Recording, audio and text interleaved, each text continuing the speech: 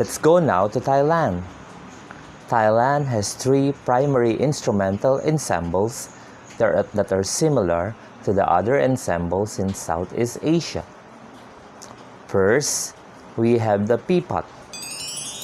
It is a mid-sized orchestra that is performed in either outdoor style with hard mallets or indoor style with padded mallets. This ensemble has different types, but the highly ornate one is traditionally associated with funerals and cremation ceremonies. Second is the Kruengsai. It is an orchestra that combines some of the percussion and wind instrument of the pipat with an expanded string section. This group is primarily used for indoor performances and for the accompaniment of stick puppet theater. And the last one is the Mahori. This ensemble is traditionally played by women in the courts of central Thailand and Cambodia. Because of this, instruments for this ensemble are historically smaller. However, regular size instruments are used today. Okay, so enjoy watching the actual performance of the Pipat, Kruengsai, and the Mahori.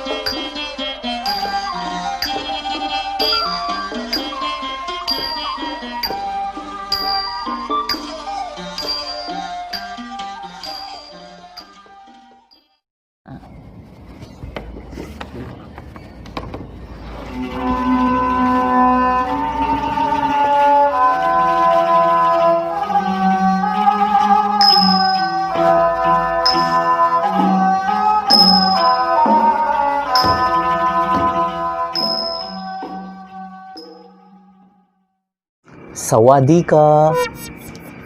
So, as a review, Thailand has three musical ensembles, namely the Pipat, Kruengsai, and the Mahori. So again, before we proceed to the last country, let's have an activity. This activity is what we call the 3H activity. Why 3H? The 3H stands for head, your heart, and your hands. So what are we going to do? Here is the instructions. So I provided a matrix wherein you will write your answer. Second, this will be accomplished at the end of our discussions. Okay, and third, you have to answer the matrix based on our lessons, okay, which is the Thailand, country Thailand. And you have to post your matrix to our FB group. Again, I will look for it. Okay, let us now proceed to the last country. And to complete the first set of today's lesson, we have the Myanmar. The music of Myanmar has similarities with many other musical traditions in the region, including Chinese music and Thai music, probably because it has largest land border is shared with China. By the way, the old name or the previous name of Myanmar is Burma.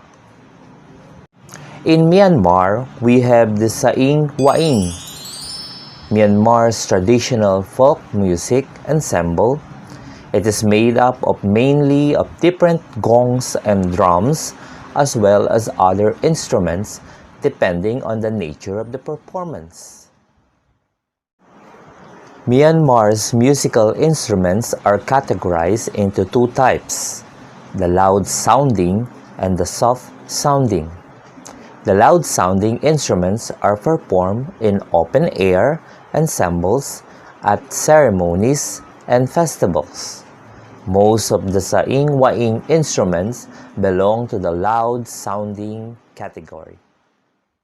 Let us watch now the actual performance of the saing-waing ensemble of Myanmar.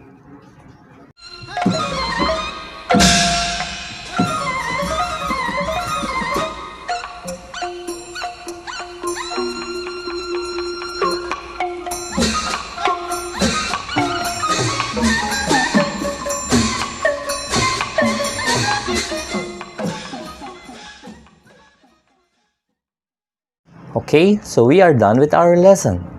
If you really understand our lesson earlier, let's have an activity. You have to complete the statement below. First, I have learned that blank. Second, I enjoy like the activity on blank. Third, I want to know more about blank.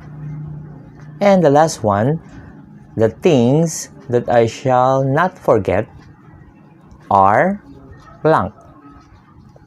Okay, so write your answer and send it to me.